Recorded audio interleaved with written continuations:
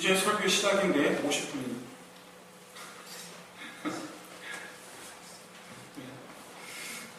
오늘은 우리 부활절도 지킵니다. 세상에 알려진 기독교 절기 중에 부활절, 성탄절, 추수감사절 등등이 있는데, 이 세상은 휴일로 지정할 만큼 성탄절을 중요하게 챙기고 있는데 반해서 사실 우리 기독교에서 가장 중요한 절기는 부활절입니다. 부활절. 오죽하면 예배를 주일날 드리잖아요. 부활하신 날을 기념해서 우리는 주일을 예배를 드리잖아요. 복음의 핵심이 부활에 있습니다. 또 예수님께서 사람으로 오신 이유가, 성탄하신 이유가 바로 부활하시기 위해서입니다. 그리스도인이 누려야 하는 은혜가 바로 부활의 은혜입니다. 그래서 우리 기독교에서 가장 중요한 절기는 사실상 이 부활절입니다. 내년에는 한번 우리 주일학교에 어떤 그런 특별 공연을 한번 기대해 보려고 합니다. 애들이 조금 클 것 같아요. 하나님, 오늘 이 시간 우리 함께 우리 모든 성도님들에게 우리 부활하신 예수님께서 베푸시는 영원한 생명의 은혜가 충만하게 임하시기를 주의 이름으로 축원드립니다.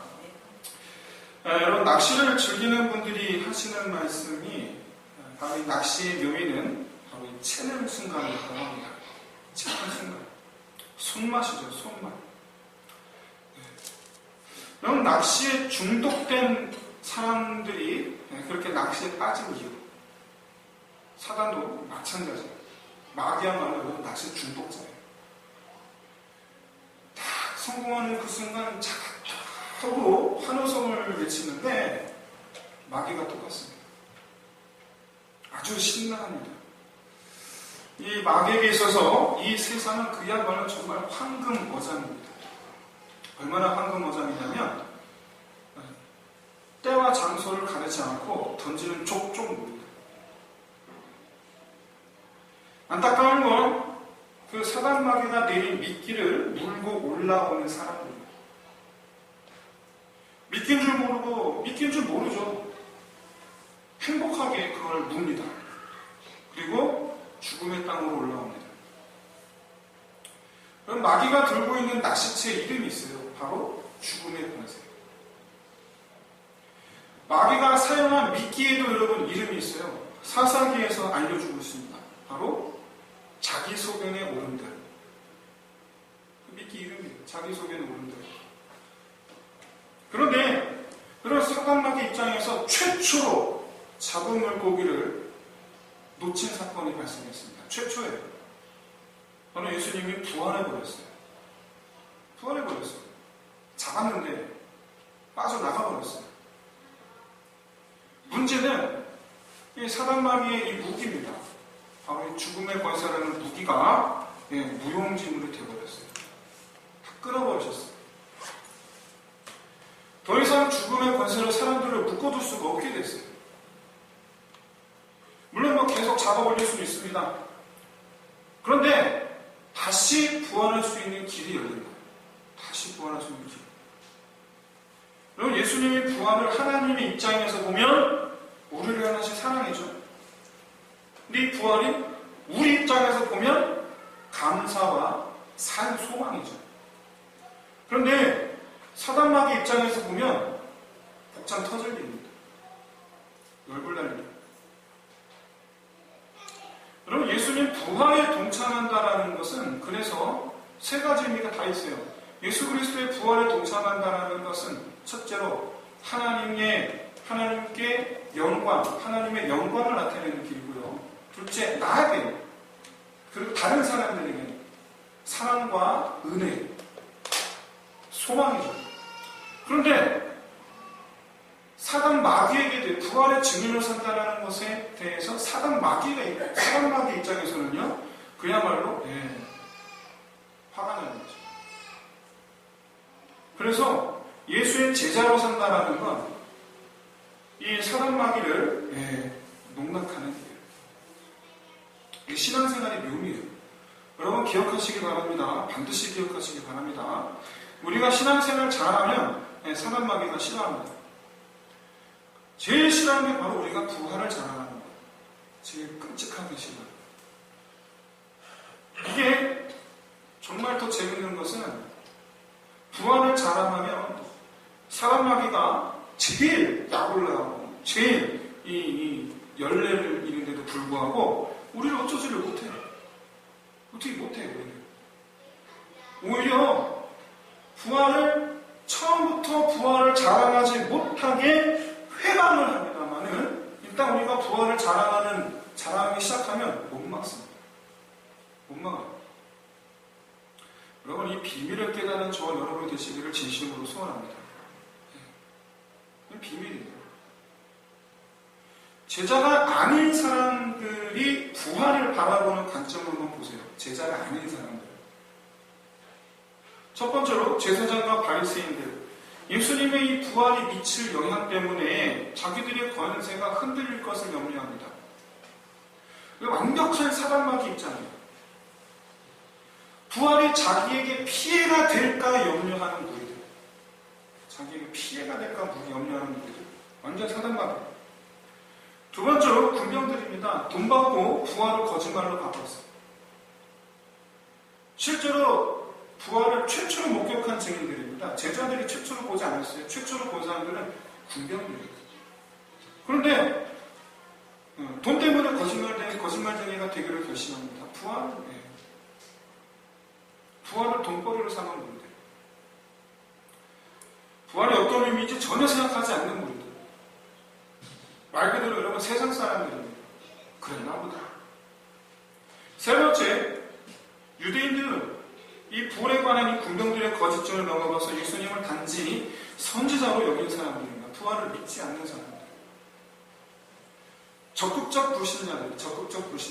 군병들을 소극적 불신자들이라고 하면 뭐 그랬는지 어쨌는지. 근데 이 유대인들은 적극적 불신자들이에요. 절대로 안 돼요. 절대로 그렇지 않아요. 네 번째로 부활을 믿어요. 그런데 예수 그리스도를 영접하지 않는 사람들. 가장 대표적으로 빌라도예요. 빌라도. 작년에도 제가 말씀드린 적이 있는데 그냥 상식으로 알아두시면 좋을 것 같아요. 그 사이 좀 많은 현재 터키 이스탄불의 이 성 소피아 성당에 이 빌라도가 가이사에게 쓴 보고서가 있어요. 내용은 그냥 생략하겠습니다. 그 내용에 보면 예수가 한 일을 구구절절히 다 기록했어요. 그리고 나서 자기가 그 예수를 죽일 수밖에 없었다, 십자가에 내어줄 수밖에 없었다, 그 이유에 대해서도 구구절절히 써요. 그래놓고 나서 마지막에 이렇게 마무리합니다. 십자가 옆에 서 있던 말커스가 말한 것처럼 이 사람은 하나님의 아들이었다고 나는 말하고 싶습니다. 각하, 이것은 제가 할 수 있는 한 사실대로 기록한 것입니다. 저는 각하의 가장 충실한 신하입니다.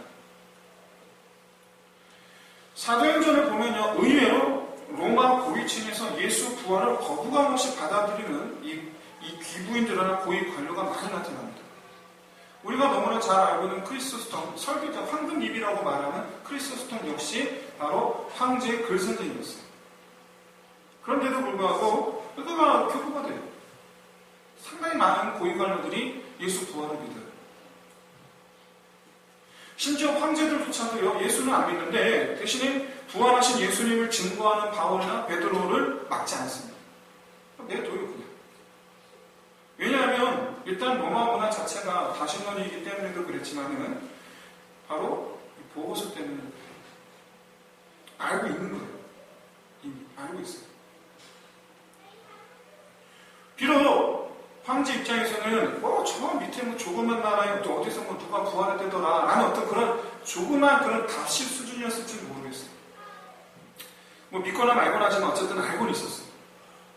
게다가 여러분, 지방 총독들 중에서는요, 헬라 지역의 지방 총독들 중에서는요, 오히려 바울이 성경으로 들어갈 때 그 도시 들어가면 불렀어요.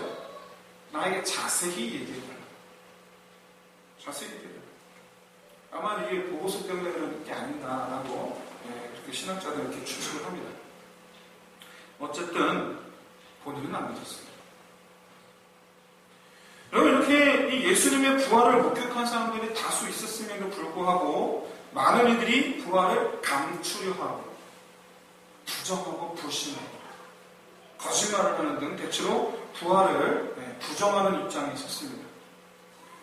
물론 빌라도처럼 부활을 알지만 인정하지만 하나님의 아들 그리스도로 영접하지 않는 등 신앙으로 나아가지 못한 사람들도 있습니다. 그런데 여러분, 예수님 부활은 다른 누구도 아닌 바로 우리 자신을 위한 거예요. 누구를 위하여 죽으셨느냐, 부활하셨느냐, 왜 부활하셨느냐. 예수님은 하나님 자기 자신을 위해서 부활하신 게 아니에요. 부정하는 나를, 믿지 않는 나를, 그럼 이 나를 위해서 부활하신 거예요. 도마에게 말씀하세요. 더 이상 믿지 않는 자가 되지 말고 믿는 자가 되라.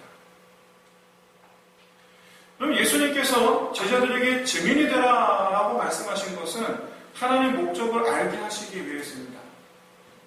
오늘 본문을 보면 예수님께 제자 이렇게 말씀하시죠. 너희는 이 모든 일의 증인이라. 그러니까 너희가 지금까지 나를 따라다니면서 다 보지 않았느냐? 너 다 봤지 않느냐? 다 보고 듣지 않았느냐? 예수님께서 보여주신 일이 뭔가 사람들을 고치시고 귀신들 쫓아내시고 이런저런 기적들 행하시고 가르치시고 그리고 죽으시고 부활하시고. 여러분, 이런 일들을 바라볼 때 제자들의 이 평가가요, 예수님께서 죽으시고 부활하시기 이전과 이후가 180도 달라지게 됩니다. 180도 달라지게 됩니다. 부활을 목격하기 이전에는요, 능력이 많으신 예수님, 그래서 그 옆에 붙어있으면 나는 성공하리라. 자기 성공을 꿈꿨는데 부활을 목격한 이유로는 왜 그러셨습니까?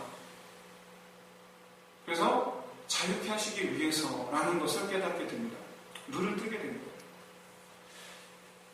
병으로부터 우리를 괴롭게 하는 것들, 죽음의 권세로부터 우리를 자유케 하시기 위해서 사람들을 고쳐주시고 얽매였던 귀신들을 쫓아내시고 그러면서 하시는 설교 내용, 회개하라, 돌아와라, 그리고는 죽으시고 부활하시고, 이 모든 것들이 일목요연하게 구원하시기 위해서구나, 처음부터 끝까지. 그 제자들을 깨닫게 되는 거예요. 그전에는 자기의 성공 요소로 보았는데, 이 세상이 잘 되는 원인으로 꼽았는데, 이 세상이 잘 되는 끈으로 생각했는데, 부활을 목격한 이유는 우리를 자유케 하시기 위해서구나, 죽음을 두려워하지 않게 하시기 위해서구나. 예수님은 나를 사단마귀의 죽음의 권세로부터 나를 위해 다 끊어버리시고, 그래서 우리로 하여금 자유롭게 하셨어요. 지금도 많은 이들이 이 죽음의 권세에 매달려 있습니다. 대롱대롱 매달려 있습니다. 미끼를 물고 있어요. 그러면서 행복해하고 있어요. 물고 있는 이들은 보지 못하지만 부활을 믿는 믿음으로 그것을 볼 수 있게 된 제자들은, 바로 여러분들은 그것을 어찌 가만두고 보고 계실 수가 있으십니까? 여러분, 잊지 마십시오.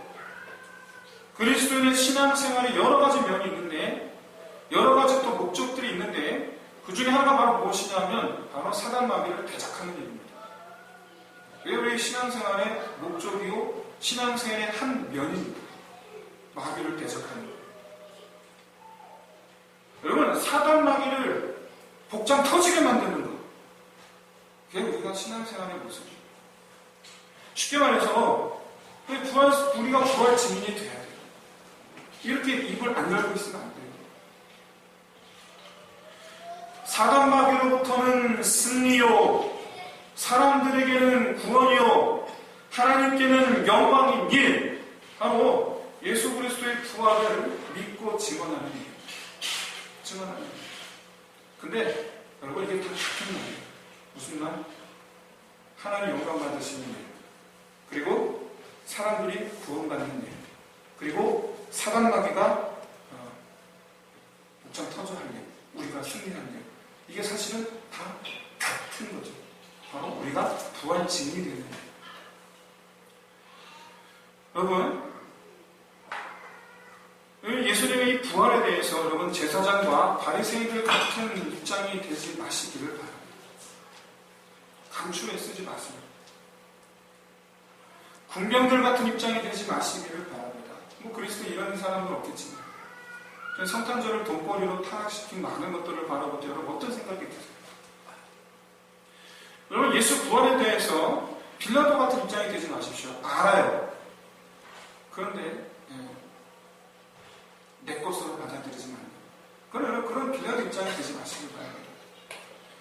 그들은 다 사단 마귀 편에 선 사람들이에요. 사단 마귀에 대적하는 편에 서는 것. 바로 예수 부활을 내 것으로 받아들이고 부활을 증거하는 삶을 사는 것뿐이에요.